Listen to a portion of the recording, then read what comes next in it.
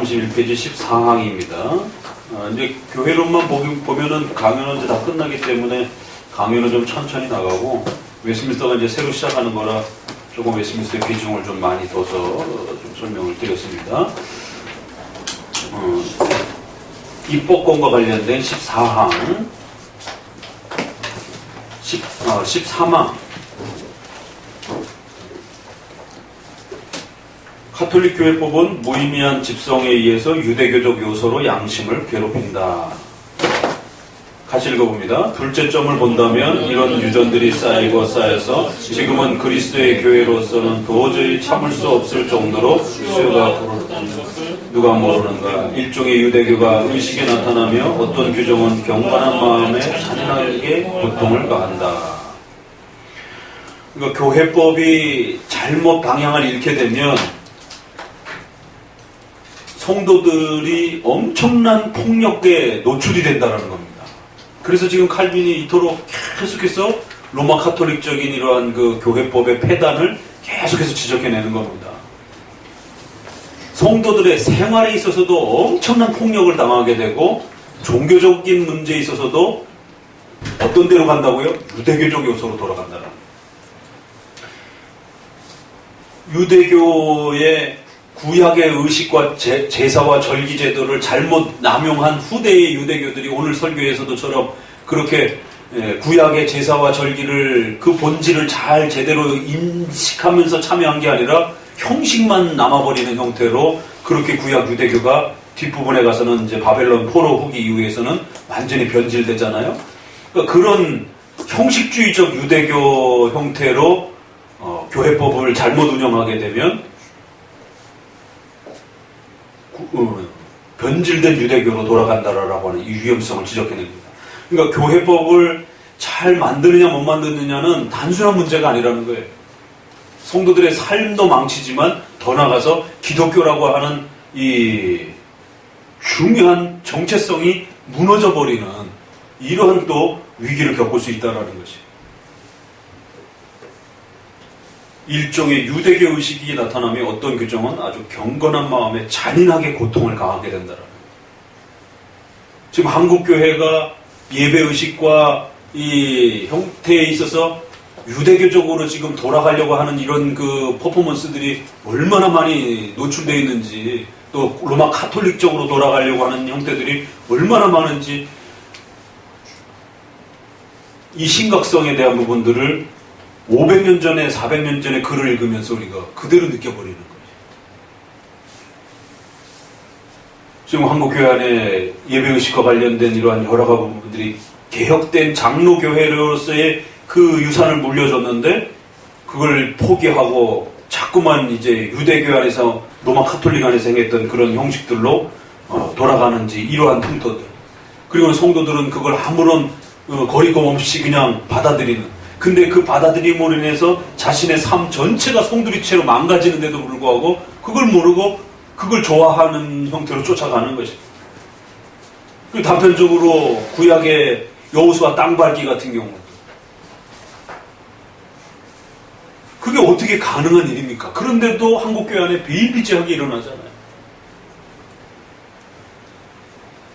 또 성막을 저어놓고 성전을 저어놓고 목사님하고 장로님하고 성도들 가가지고는 그렇게 제사 흉내를 내고, 또 주차장에 모여가지고는 성도들 다 보는 앞에서 양 잡는다고 그래가지고는 세상에 그 양을 잡아가지고 피를 흘려갖고 성도들한테 피를 뿌리질 않나.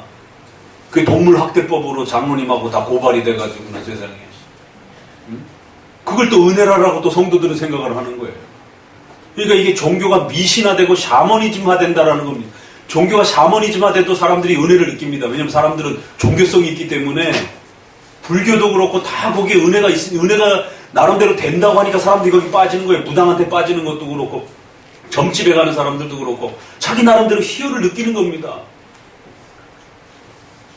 기독교도 변질되면, 이런 식으로 샤머니즘화되게 되면 얼마든지 거기에서 또 나름대로 희열을 느끼는 것이. 그러니까 본인의 희열을 느끼느냐 안 느끼느냐에 대한 그 판단 기준으로 삼으면 안 되는 겁니다. 그게 역사적으로 객관성과 올바른 그러한 그 내용을 가지고 있느냐를 가지고 먼저 판단하셔야 되는 거예요. 그 어거스틴도 뭐라고 한 예를 들냐면 이제 칼빈도 어거스틴은 자기 시대에 하나님의 교훈은 무시되고 매사에 선입견이 가득하여 그 축일들이 많이 있는데 그 축일의 맨발로 또 다니면은 징계를 받나 봐요. 이게 술에 만취해가지고 죄를 범하는 사람보다 그 성일에 맨발로 다녔다라고 더 엄격하게 징계를 하는 이런 참 웃지 못할 일들이 지금 자기 시대에 벌어진다고 그러면서 그 성의를 지키는 것이 훨씬 더 중요한 것처럼 그게 이제 사순절 문제. 그나마 합동 측은 사순절을 카톨릭적이다 그래서 비성경적이다 그래서 절대로 성도들이 사순절 금식에 참여한다든가 목회자들이 사순절 행사하지 못하도록 금지시켰어요. 근데 지금 저희 교단도 그렇고 대부분의 한국 장로교도들이 장로교뿐만 아니라 일반 모든 기독교들도 봄 되면 그 사순절 행사하느냐고 하면 난립니다. 그리고 십자가 어깨 치고 행사하는 퍼포먼스도 하고 성도들을 릴레이 금식도 하기도 하고 그래서 그 사순절 금식 기간에는 어디 놀러 가지도 않고 야외도 못 가고 저희 교회가 예전에 그 봄 돼가지고 하필이면 그 사순절 기간 그 기간에 성도들하고 저기 뭐야 진달래 개나리 보러 갔던 그 사진을 찍어가지고 어떻게 이렇게 교회에 저기다 올려놨는데 그거를 노예 목사님이 이렇게 보시고는 신 목사님 사순절 기간간에 어디 놀러 갔어요? 교인들하고 그래가지고 전혀 그 생각을 못한 거예요. 그게 그 기간이 사순절 기간이라는 거를 우리는 그거 안 지키니까. 근데 지키는 분들한테 있어서는 그 고난주간에 어딜 그 놀러 가느냐 있을 수 없는 일이라고 하는 거라고. 그럼 뭐? 그때가 그때였나 이래갖고 보니까 날짜 달력이 그 주간이더라고. 그래서 우리 거기에 가서 고난을 생각했죠. 이러고 그냥 둘러대고 말았어요. 그러니까 아직도 한국교회 안에는 그 사순절 기간에는 성도들이 야외도 못 가고 산책도 못 가고 금식도 해야 되고 부부들은 부부관계도 못하게 만듭니다. 이 실제적으로 이런 부분들이 어디 고난주간에 이런 실제적 폐해들이 여기 뭐라 그래 잔인하게 고통을 가한다라. 교회 입법이 잘못되면은 성도들 죽어나갑니다. 전 재산 다 뺏기고 삶의 고통을 가하고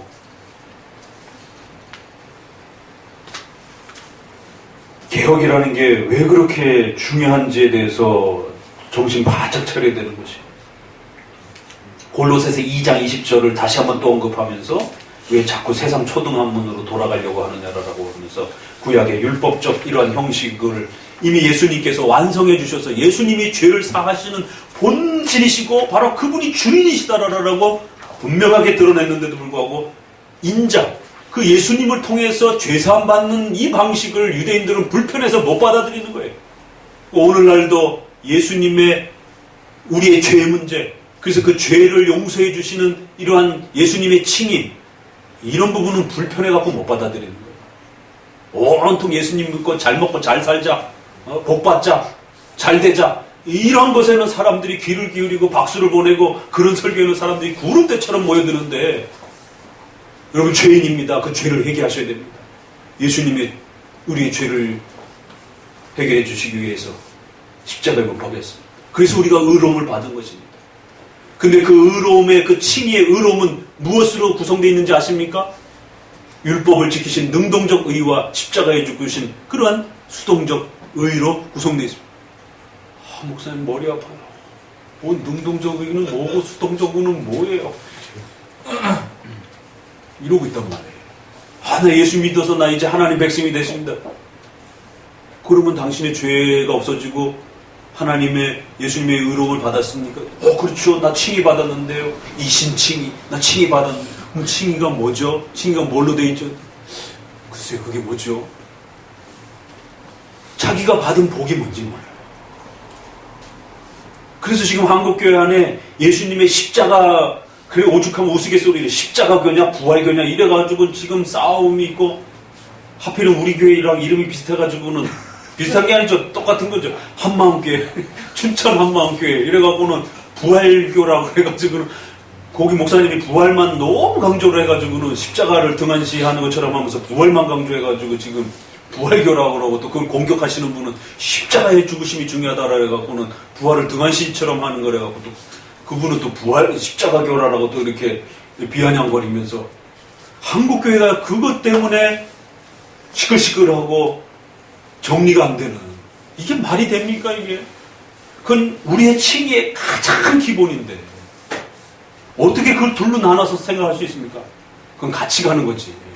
십자가와 부활이 뗄래야 뗄 수도 없는 것이고 그렇지만 각각의 의미들이 다 있는 것이고 우리가 받은 복과 보물이 뭔지 모르고 엉뚱한 것을 바라보면서 저거 좀 안 주시나 이러고들 있는 거예요. 정작 중요한 죄와 그 죄사함에 대한 그리스도께서 죄사함을 행하시는 권세를 가지고 있다는 게 이게 얼마나 대단하고 놀라운 것인지를 들으려고도 하지도 않고 그게 얼마나 감격스러운 것인지에 대해서 제대로 깨닫지도 못하고 온갖 종교적 샤머니즘적인 형태로 올감해가지고 성도들에게 봉사를 요구하고 헌신을 요구하고 나중에 돈까지 전재산까지 다 갖다 바치라고 해도 다 그렇게 바치면서 다 그렇게 빼앗기면서 종교적 즐거움들을 얻으려고 그러니까 칼빈의 이제 이런 표현에 위에 읽은 것처럼 이방인들의 미친 짓을 본받기도 하며 모세의 율법에 있는 고대 의식들을 원숭이같이 따라한다라라 이런 통탄의 이야기들이 나오는 거예요. 목회자도 이상하고 성도들도 이상하고 미치지 않고서야 어떻게 구약을 따라할 수가 있는지 미치지 않고서야 어떻게 이렇게 샤머니즘적인 걸 따라하면서 거기에 하나님이 임하신 것처럼 즐거워하고 그렇게 막 감격스러워하고 눈물을 흘리냔 말이에요. 통탄하게 지적하는 겁니다. 왜 땅밟기를 하고 돌아다니고 왜 성막을 찍고 거기 가가지고 제사장인 것처럼 그렇게 흉내를 내고 짐승의 피를 흘리고 제비 뽑기를 하지를 않나 1,000번제를 바친다라고 그러면서 얼마나 종교적 명분이 좋아요. 1,000번제 바치면 하나님 앞에 소원이 이루어집니다. 여러분 학이에요? 이 1,000번을 접으면 학이 날아가나? 이런 발상들을 교회 안으로 끌어들여가지고 성경에 있는 그 비슷한 표현을 아주 절묘하게 그렇게 종교적 명분으로 이렇게 만들어놔가지고는 1,000번제를 드리면 하나님 앞에 소원이 응답된다라고 하는.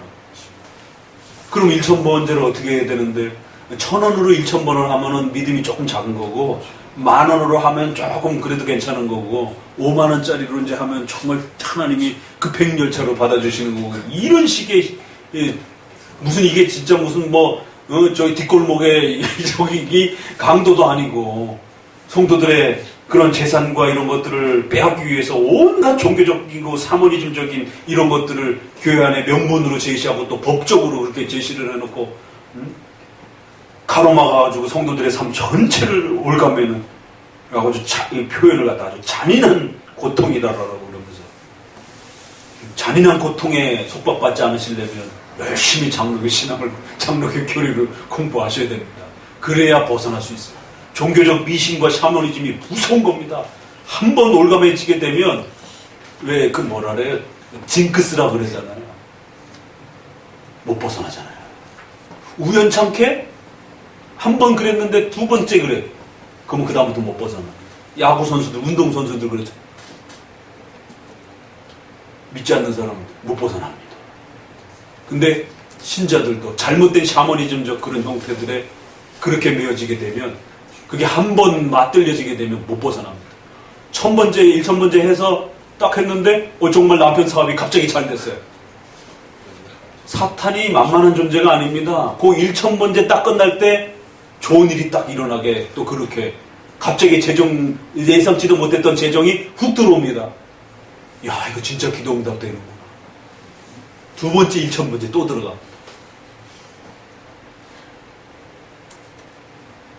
샤머니즘이라는 게 그냥 별방은 아니면 사람들이 안 빠지죠. 근데 거기에 사탄이 동반이 되기 때문에 빠져들어서 속박에 못 벗어나는 거죠. 그래서 중세 1,000년 동안에 그러한 어둠이 역사 속에 진행이 되는 거예요. 어떻게 하루 이틀도 아니고 1,000년 동안 지배받을 수 있는가? 1,000년 이상도 지배받을 수 있다는 거예요. 그래서 종교 개혁을 통해서 루터와 찌빙글리와 칼빈을 통해서 그 어둠이 깨지면서 그들의 희생과 눈물을 통해서 성경 말씀에 대한 올바른 감격스러움이 그들에게 깨달아집니다. 얼마나 샤머니즘에 속박돼 있으면 세상에 소세지 먹는 것도 벌벌벌벌벌벌 떨면서 사순절 기간에 이거 먹어야 되는지 말아야 되는지, 애가 병 들어가지고 먹을 게 없어가지고 그 고대 시대는 그런 양식들이라든가 이런 게 얼마나 부족했습니까? 흑사병이라든가 이런 것에서 면역이라든가 이런 게 얼마나 약했어요. 잘 먹고 튼튼하면 그런 흑사병도 넘어갈 수 있지만 못 먹고 그러다 보니까 그런 흑사병도 금방 걸려가지고 먹을 게 고기가 있는데도 못 먹는 겁니다. 이 비정하고 몰인정하고 여호와 증인들이 자기 자식이 죽어가는데도 수혈 안 하잖아요.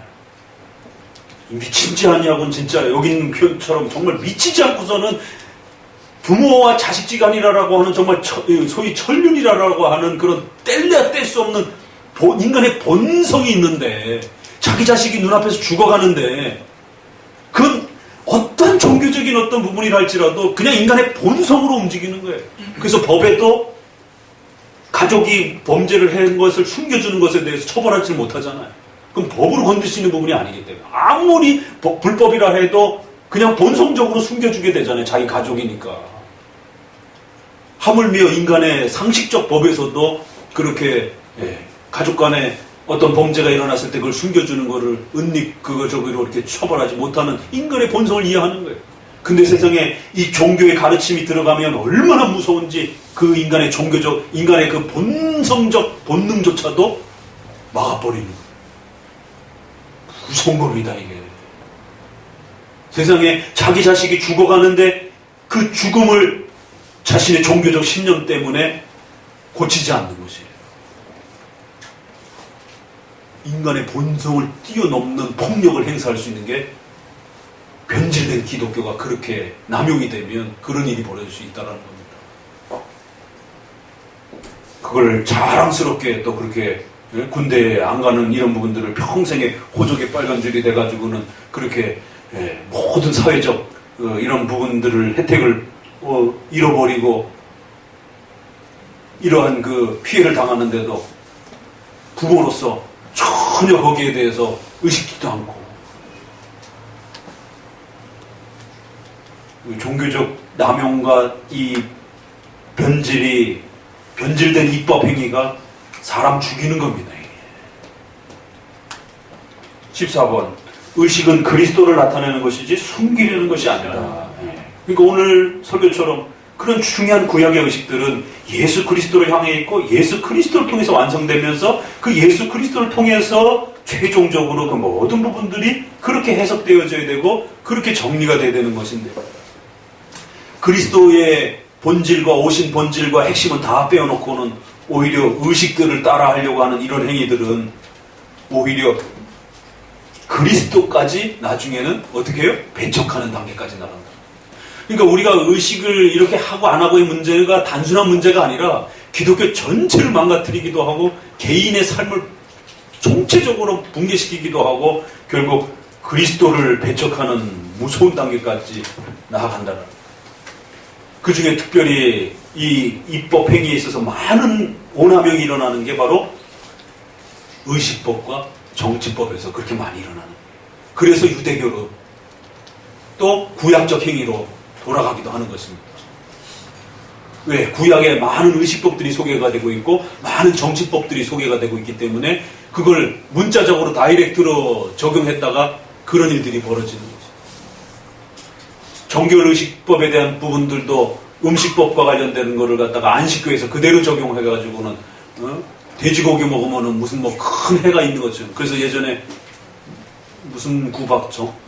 이상구 박사가 채식만 먹어야 건강해진다라고 그러면서 또 그게 한때 또 다이어트 열풍하고 맞물려가지고는 채식 그런 그 품이 아주 그냥 전국적으로 막 의사들이 기겁을 하는 것이에요. 보편적인 의사들이. 우리 여기 50 넘으신 분들은 명심하셔야 돼요. 일주일에 몇 번씩은 고기를 일부러라도 챙겨 드셔야 되는 거예요.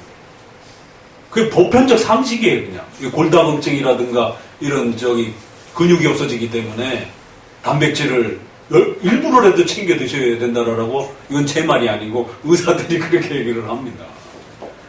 그 정도로 상식적인 그 내용을 갖다가, 그래서 최근에는 그 채식주의, 옛날 그 나왔던 그 대표적인 그 채식주의자들, 그것은 무슨 그 유명한 책들에 대한 반대 그 책도 이렇게 나오기도 하고 그렇더라고요, 보니까. 그 채식했던 사람이 나중에 건강 망쳐가지고 저기 심각한 그 얘기도 제가 예전에 한번 본 적이 있었어요. 그러니까 지나친 이러한 성경에 대한 잘못된 또 이런 정결법을 갖다, 의식법을 갖다가 그렇게 끌어들여가지고 마치 오늘날 그 구약의 그런 부정한 음식을 안 먹으면은 영적으로도 그렇고 육적으로도 그렇고 아주 건강할 수 있는 것처럼 또 이렇게 성도들을 참 여러 가지로 그렇게 망가뜨리는 겁니다, 이게. 정신도 빼앗고 성도들의 육체도 망가뜨리고 또 성도들의 경제적 삶의 이런 기반들도 망가뜨리고. 14번 보십시다. 네 번째 줄 읽어봅시다. 27번 뒤에. 그리스도를 거의 묻어버리고 우리를 유교적 상징식들에 대해서 나는 무엇이라고 말해야 할까? 어거스는 말한다. 우리 주 그리스도께서 새 백성의 공동체를, 그것은 몹시 그 수가 적고 뜻이 아주 훌륭하며 지키기 매우 쉽다. 여기 아주 눈이 확 띄는 글이 있죠. 그리스도를 거의 묻어버렸어요. 야, 강요가 이렇게 재밌어요. 그리스도를 거의 묻어버렸다는 거예요. 잘못된 이런 의식법과 구약을 따라하는 이런 여러 가지 퍼포먼스들이 그리스도를 묻어버리는 행위가 될 수 있다는 거예요. 정신 똑바로 차리고. 한국교회가 맥주절 하자라라고 또 이렇게, 맥주절이 도대체 뭐예요? 왜 초목절은 안 지키고 왜 6월절은 안 지키겠다 그러면 성전도 짓자고 그러지 그러면. 맥주절 엄연히 지금 한국교회 안에 진행되고 있단 말이에요. 가톨릭은 그보다 더 많은 것들을 또 행하고 있고. 남 얘기가 아니란 말이에요. 우리 근처에, 우리 주변에 우리가 몸담고 했던 그 지나온 과정들 속에서 있었던 일입니다. 아직도 우리 가족들과 우리의 또 가까운 이웃들이 여전히 그런 패턴 속에서 그렇게 또 그러한 종교적 행위들을 마치 대단한 것처럼 그렇게 또 행하고 있는 것이에요.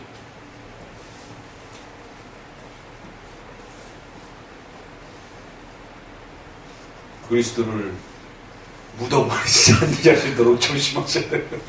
우리의 어리석음 때문에 그리스도를 묻어버릴 수 있는 이런 악행을 행할 수가 있는 겁니다. 어거스는 신약으로 넘어오면서 그렇게 간략화된 이러한 교회법과 의식들을 우리가 잘 지켜내면 되는 것이지 구약을 그렇게 따라해서는 안 된다라고 이렇게 이야기를 합니다. 그러나 구약이 필요 없다 그런 얘기는 아니에요. 구약의 의식법과 정치법을 문제 삼는 겁니다. 그래서 웨스트민스터에서는 의식법과 정치법은 폐지되었고 도덕법은 여전히 남아있다. 이렇게 아주 깔끔하게 정리하는 것이죠. 근데 인터넷에서 또 페이스북을 읽다 보니까 또 나름대로 개혁주의 한다는 목사님 한 분이 오늘 한국교회가 너무 율법에 관심을 갖는다라고 그러면서 도덕법 폐지, 의식법 폐지됐다라면 의식법 폐지되고 정치법 폐지됐다라면 도덕법도 폐지되는 게 맞다. 이렇게 글을 적어 놓으셨더라고요. 이 혼란한 건 무질서를 어떻게 해야 됩니까? 복음주의 하시는 분이 아니라 개혁주의를 가르친다고 하시는 분이. 최영재하고 저도 한참 아시는 분이라 또 같이 좀 대화를 나누고 그랬는데. 다음 달라 읽어봅시다. 이 폐악한 상태를 몇몇 교활한 사람들은 교묘하게 변명한다. 그들은 옛날 이스라엘 백성과 같이 우리 사이에도 무지한 사람들이 심히 많은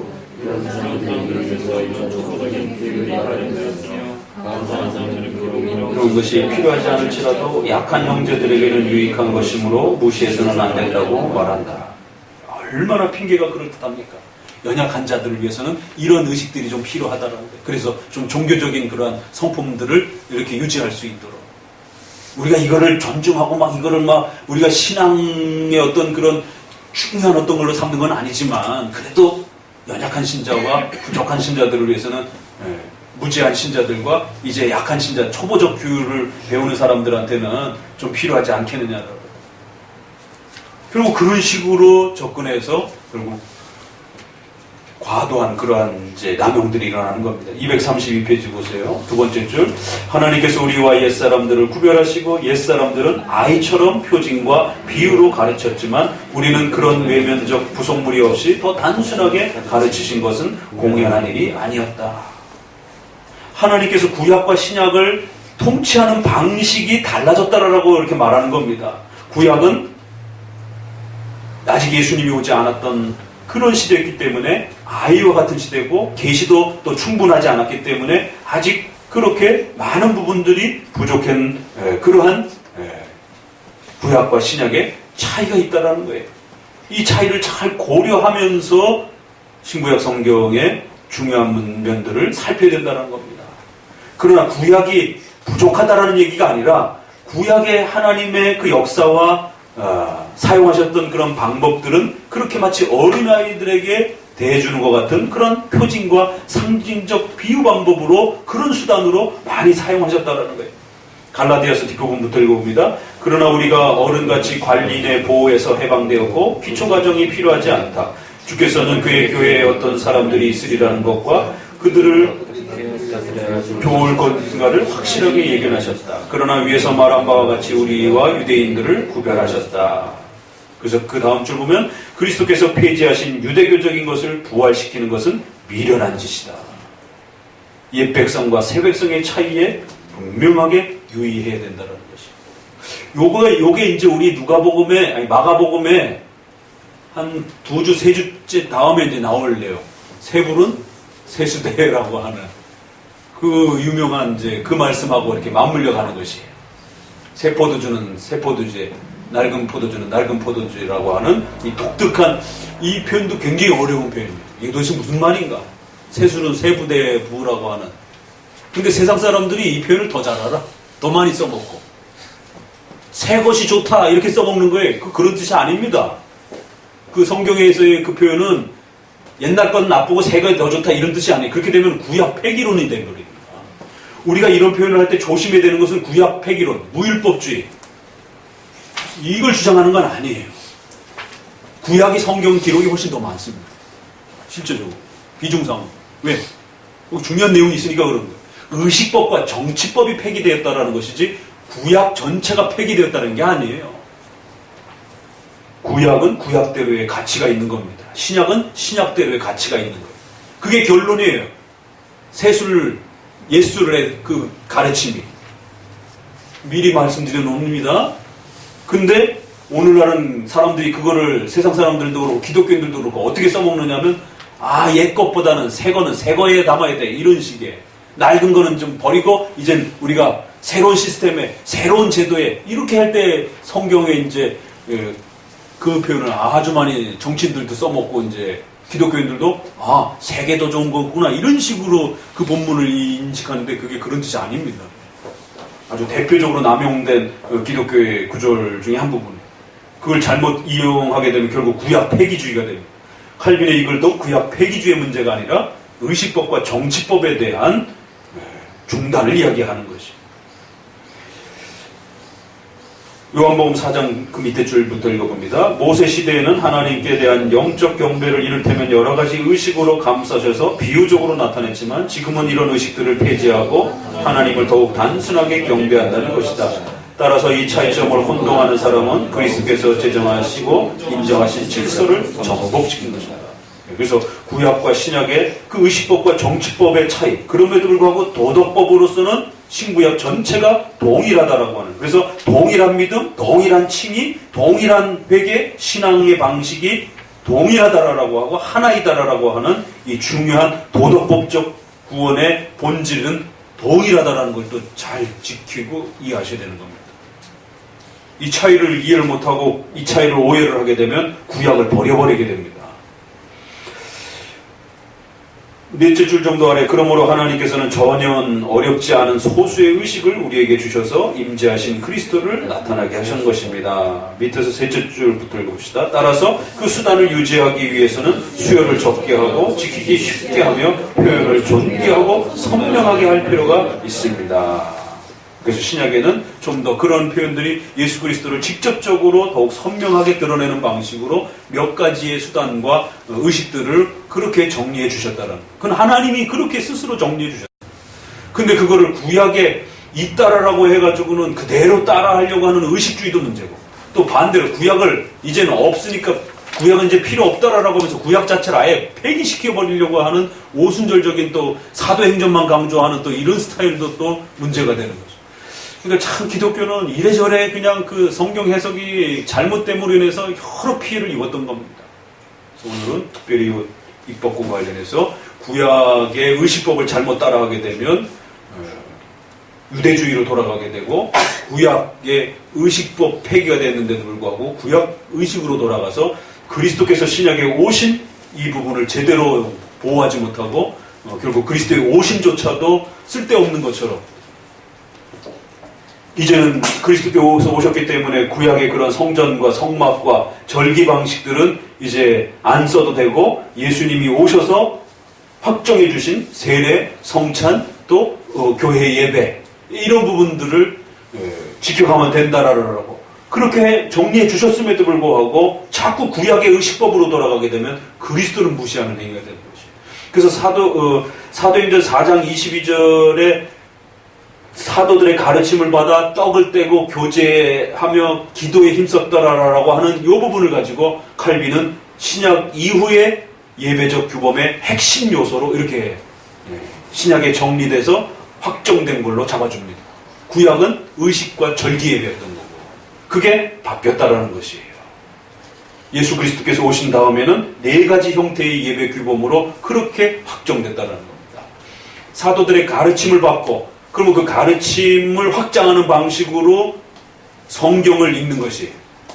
그래서 성경 강독, 성경 읽기 시간이 있는 겁니다. 우리 장로교회는. 그 다음에 교동문 시간도 약간 거기에 이제 연결되어 있는 거고, 그래서 성경 읽기, 강해, 가르침을 받는 시간. 그 다음에 기도. 기도는 말로 하는 기도도 있고, 곡조로 붙여서 하는 기도가 있어요. 곡조로 붙여서 기도를 하면 찬양이 되는 거예요. 그래서 통상적으로 찬양과 기도는 기도로 같이 이렇게 묶는 겁니다. 그래서 시편 찬송을 할 때 여러분들이 기도하시는 겁니다. 그 마음의 그 감정과 그 내용들을 하나님 앞에 기도로서 또 이렇게 올려드리는 거예요.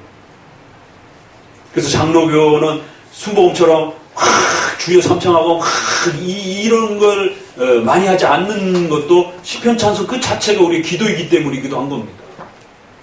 그래서 기도와 찬송의 행위가 그렇게 같이 묶여 있어서 그냥 기도로 이렇게 표현하는 거고, 그 다음에 성찬, 성례와 관련된 부분, 그 다음에 교제, 헌금, 이 가난한 자들에 대한 그 헌금과 구제를 말하는 것이. 그래서 이 예배적 규범의 형식으로서 11조를 제도화시킨 겁니다. 왜? 구약에도 이런 표현이 익숙해 있기 때문에. 그러니까 관습이라고 하는 건 이제 다음 기독교 강요고 다음 것인데, 카톨릭의 전통은 잘못된 것이다 라면서 카톨릭의 모든 전통들을 폐지한 게 아니에요. 성경적 관습이 남아있었던 것들은 그대로 또 채용하는 겁니다. 좋은 관습들이 있거든요. 성경에는 문자적으로는 안 나와 있지만 관습적으로 행하던 그러한 교회적 형태들이 있어요. 그럼 그것은 명확하게 비성경적이지 않은 것들은 그냥 존중하는 겁니다. 그러니까 그런 부분에서 이렇게 입법활동 부분에 있어서 또 차이를 잘 구별해가지고 비성경적 그러한 관습과 전통들은 없애버려야 되지만 성경의 의미를 지켜내기 위해서 교회 안에서 이렇게 사용했던 그런 또 일반 보편적인 그러한 관습들은 또 잘 존중을 하는 겁니다. 교회 안에서 행하는 모든 것들이 성경에 문자적으로 다 기록되어 있지는 않아요. 그래서 극단적 문자주의로 입법활동을 하게 되면 극단주의가 된다는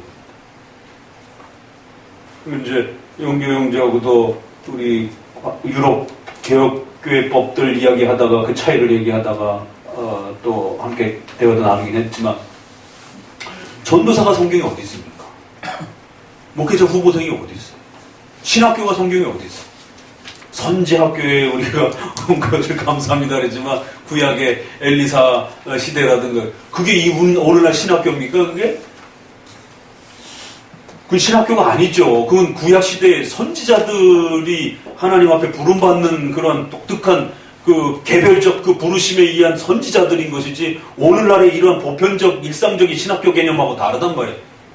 거긴 그냥 하나님이 지명해서 선지자로 세워서 그 선지자로서 훈련받는 그 과정의 그 코스지, 지금처럼 뭐 중간고사를 보나 기말고사를 그래서 발악시키고 목회자가 시험 봐가지고 안 되겠다 이런 데가 아니란 말이에요. 그럼 그냥 하나님이 선지자를 부른 자들에 대해서 도와주고 생계를 같이 하면서 살아가는, 다만 이제 약간 비슷한 그런 또 부분도 있기 때문에 그냥 이렇게 부르는 것이지.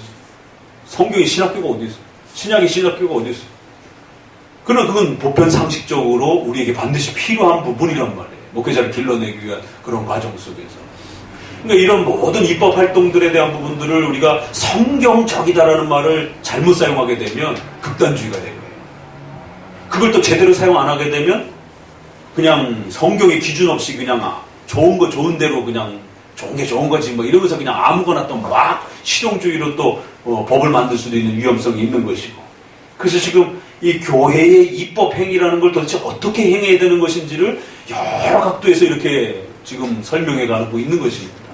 그래서 때로는 극단적 문자주의도 조심해야 되고, 때로는 또 너무 양심에서 뭔가를 막 만드는 방식들도 항상 또 조심해야 하기도 하고, 그럼에도 불구하고 또 상식적으로 양심적으로 뭔가를 또 우리가 이렇게 정해야 되는 어떤 그런 내용들도 있는 것이고, 몇 시에 들어야 될 것인가, 또 누가 기도를 해야 될 것인가, 그 성경이 어디 있어요, 그런 부분들이.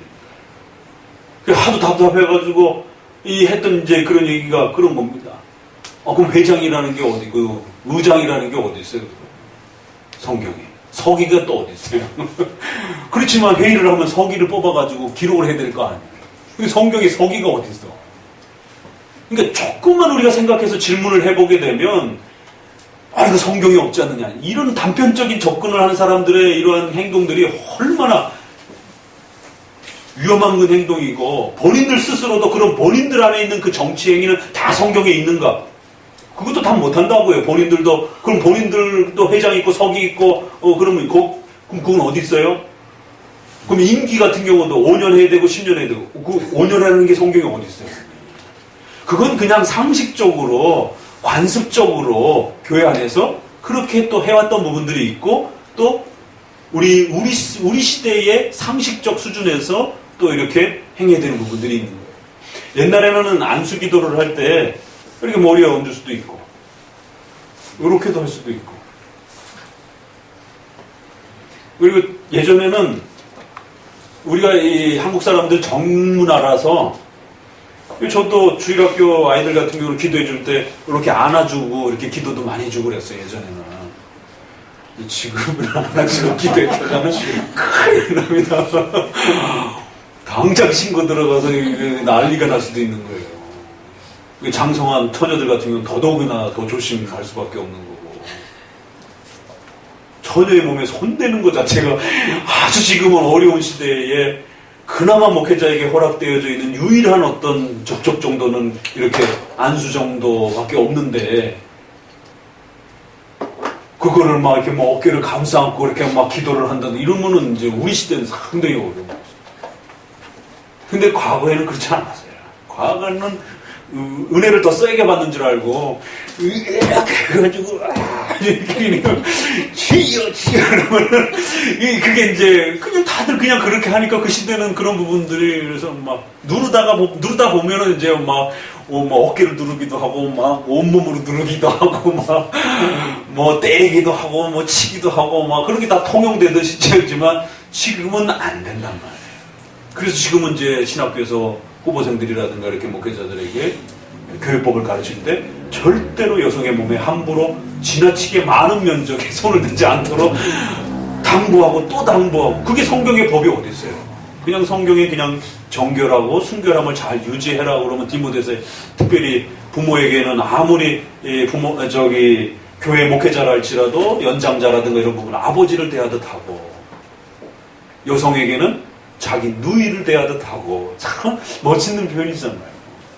근데 누이를 막 막대하는 사람들도 있겠지만 그 성경에서 표현하는 자기 아끼는 누이기 때문에 아주 소중하게 여성으로서 이렇게 보호해주면서 대하듯이 그렇게 대하라는 각 대상자들을 이렇게 설명하잖아요. 그 정도 이야기만 그 내용을 가지고 입법화시키는 거예요. 그럼 오늘 우리 시대에는 여성의 몸에 너무 많은 면적과 너무 지나치게 이렇게 스킨십을 하는 부분들에 대해서는 차단해야 됩니다. 입법적으로. 상식적으로 안 통하면 법을 통해서라도 너무, 왜냐면 그것으로 인해서 목회자가 성추문에 휘말리게 되면 목회의 근본이 흔들릴 수 있는 위험성이 닥칠 수 있으니까 보호하는 차원에서라도 이렇게. 저희 노회에서도 제가 한번 그렇게 뭐라 그러나 이렇게 다 자란 처녀 이렇게 여대생을 이렇게 축복해주고 기도해주는데 이렇게 화를 하는 식으로 이렇게 기도를 하시더라고. 그래서 제가 너무 놀래가지고 다른 목사님한테 목사님 저거 어떻게 그랬더니 이게 어려서부터 주일학교 때부터 그렇게 이제 이렇게 봐왔고 그렇게 커왔고 그렇게 목사님들 기도해주고 그 시대는 그게 다 그랬었으니까 그러니까 목사님도 그렇고 걔도 그렇고 아무런 서로 불편함 의식을 못 느끼는 거예요. 그러니까 그냥 목사님한테 어려운 것도 뭐가 기도 제목이 있어 그렇게 기도를 이렇게 봤는데 그냥 이렇게 덥석 끌어안아 주시고 이렇게 기도를 하시더라고. 그래서 이게 다 괜찮아. 그래서 그러면서 조직신학자는 뭐 그런 것까지 뭐라래? 그래가지고 아니 조직신학자가 해서 그런 게 아니라 요즘에는 조금 제가 교회를 가무뚱가무뚱하니까 신목사님 너무 예민해서 그런 거 아니야? 그래서 그렇지 않을 텐데 그래서 좀 조심하셔야 되지. 혹시라도 문제 삼는 교인이라든가 좀 이렇게 문제 제기라는 것도 문제가 될 수 있을 텐데 그래서 목사님 친하니까 저하고는 좀 이렇게 거리가 있으니까 목사님 친하니까 가서 좀 나중에라도 말씀하세요. 잘못하면 큰일 납니다. 그러니까 그런 부분은 상식적인 것이. 그래서 우리가 교회 입법 활동이라고 하는 것은 이렇게 아주 복합적인 최고의 고난이도의 그러한 우리의 정치 행위라는 것을 우리가 계속 이렇게 배워갑니다. 오늘은 예수 그리스도를 묻어버리는 행동들을 하지 않으시도록 정말 긴장하고 또 이렇게 입법 활동에서 우리가 신경을 또 많이 써야 되는 부분이 있다라는 것을 또 듣게 됩니다. 기도합니다. 하나님 감사를 드립니다.